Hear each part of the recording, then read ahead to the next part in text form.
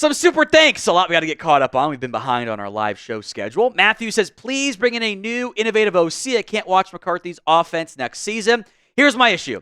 You want a new, innovative offensive coordinator? You probably need a new head coach. Why would McCarthy sign off again on not being the play caller, not having it be his offense when he's probably not going to have immense job security if he's back? Why would an innovative OC go somewhere where he knows there's going to be influence from the head coach, his boss? I agree. I want a new play caller. I think that means you want a new head coach as well. Jerry Norman just says, thank you. Well, thank you, Jerry. Appreciate that. Appreciate all the super thanks we get here on the show. It is a feature on YouTube. It's like a super chat, but outside of live. Click the thanks icon, edit your message, send in your support. Any comment, even if it is, you suck, Tom, we will give you a shout out on the show. Thomas Palmer, what's the current and future status for injured players like Sam and D. Law? Everyone outside of Trayvon Diggs and DeMarvion Overshown should have no issues getting back well before the season and probably well before training camp, frankly. Dak's off the crutches. He's going to be fine. Sam Williams' ACL tear was early, so he should be back around training camp, if not a little bit before. Tank Lawrence will be good to go for the offseason. Probably the workouts too there if he's here or somewhere else. Overshown says we'll be back before December. He said 9-month recovery. I hope so, but we'll see. Diggs is a bit uncertain there with the knee again flaring up, so TBD on that front, but maybe over under week 1. The Diggs and Overshown ones are the real question marks. From Xavier Worthy Burner, round 1. We need to go to linebacker or corner. Too much uncertainty there. Do enough to go BPA. There's a lot of good options at running back. Mentioning a bunch of guys, Kyle Monungai, Devin Neal, Cam Scatteroo, Dylan Sampson, and Marion Hampton. He'd also love the Texas corner, Jahdae Barron. He says Texas fan, but his skill translates. I love Barron. That is one of my favorite players in this year's class. I think he goes between the Cowboys pick in round 1 and the pick in round 2. Linebacker corner uncertainty is a short-term issue for me. I would love to add a veteran, and then you can go BPA. And that could be a receiver. That could be Barron. I would love to get back to the days of the Cowboys who are just taking the best player on the board and not having to take a tackle in round 1. That would be a good outcome for me. Now, of all the players that are realistically available, who do you want to draft in round 1? It's the pinned comment on today's show. So if the ad comes here on YouTube, take advantage of it. Head down there and let me know. Also from Xavier Worthy Burner, his offseason plan: fire McCarthy, interview Johnson, Vrabel, Kellen, etc. Restructure the contracts like we mentioned on our offseason plan and on the Cat video we did.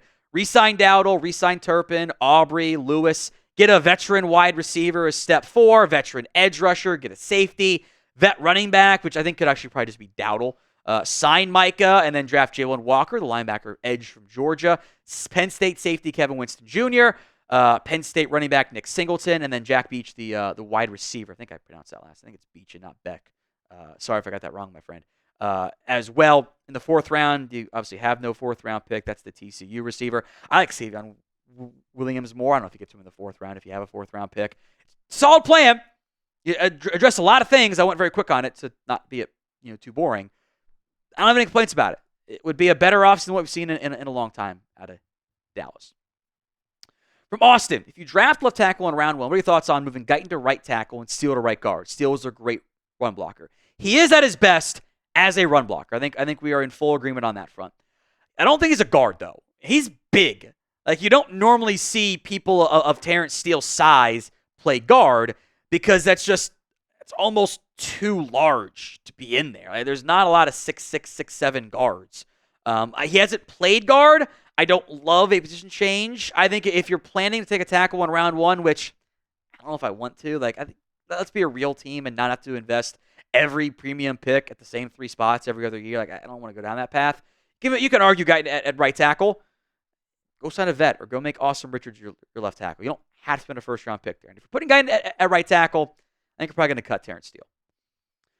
Jeff Dunn, I know you were pounding the table for Graham Barton in last year's draft. Now the year's over. How do you feel about Cooper Beebe at center over Barton, which we got for a free pick after the trade down, though Guyton has not been a plus player with the 1st-round pick. I don't know if I'd even consider Guyton a neutral player. Probably might have been a negative player in year 1. He's young. It happens. I think Barton played I think he was probably better than what PFF graded him out at. But I liked what I saw from Cooper Beebe, too. And, I was a big fan of the Cooper Beebe draft pick. That was my favorite pick relative to where he was taken and where I had him on my board. So I liked a lot of what I saw from Cooper Beebe. That made me feel better, even in the moment, about passing on Graham Barton. The overall Cowboys draft class, up and down. Guyton, I think, has some confidence issues, which I think might in part be a coaching staff issue. Because that's not what you want to see out of your first-round pick. I think the constant in and out of the lineups is not a good thing for any young player, especially a raw one.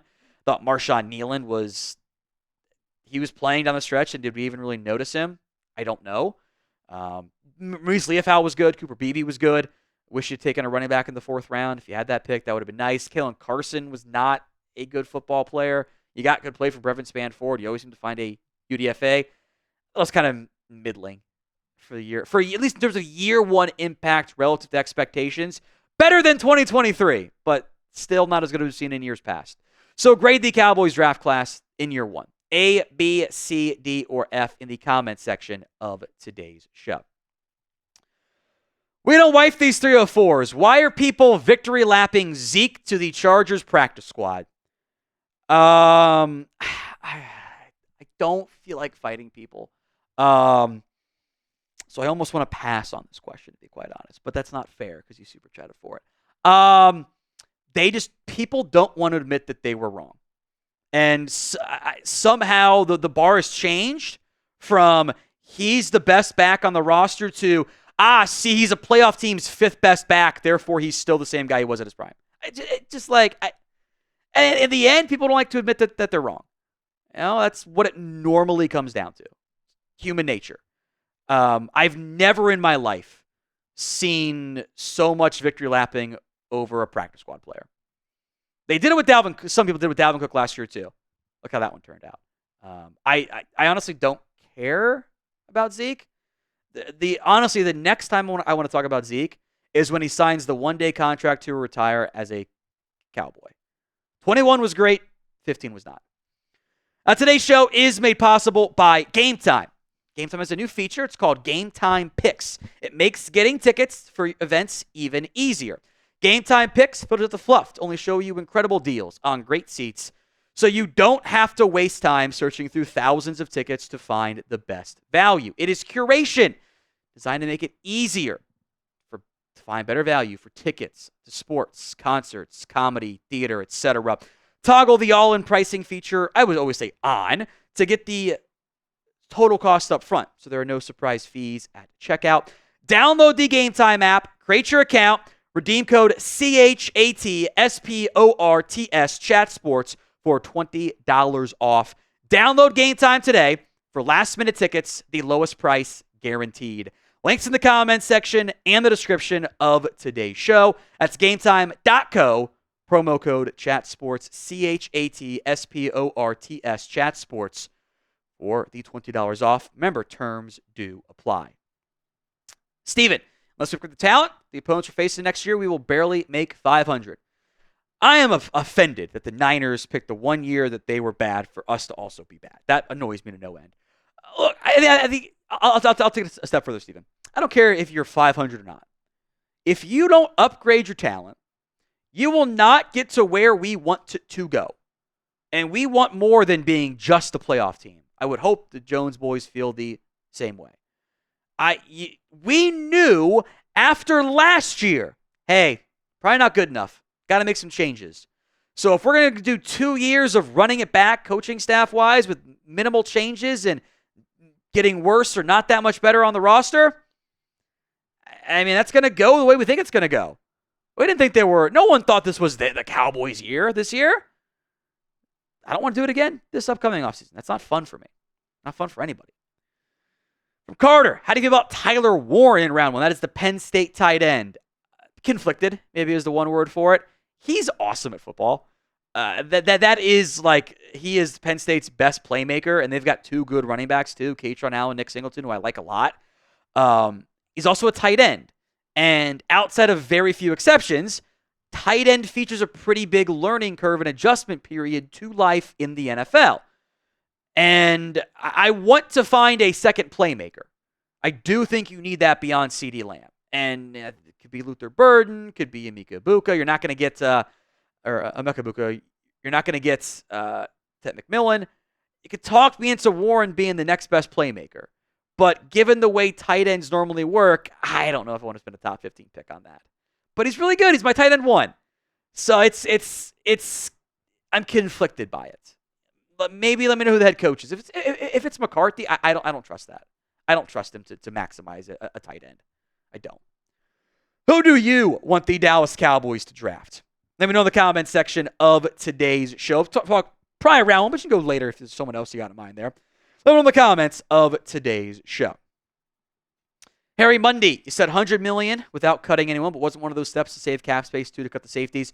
That's the maximum savings. The maximum was like $119. You don't have to cut the safeties, and you can still get to $100 million. You could also restructure the safeties and keep them if you want to, not cut them. You can get right up to $100 million, all via restructures and extending like a Parsons and not have to cut anybody. That's not the maximum, but you can get there. Lance Dunbar's burner. Would you add someone like EJ Speed, Anthony Nelson? Would you rather draft a young linebacker?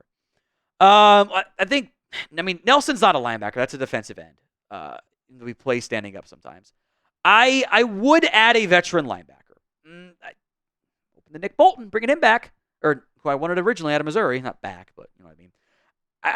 If I were the Cowboys, and again, they don't listen to me, I would sign a veteran linebacker. Doesn't have to be crazy expensive. I think Maurice Leofau can be one of my starters. That's one spot filled.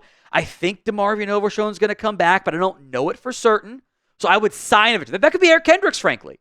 It could be a Nick Bolton. I doubt Dre Greenlaw's going to be in their price range. EJ Speed, the Colts linebacker, could fit that mold.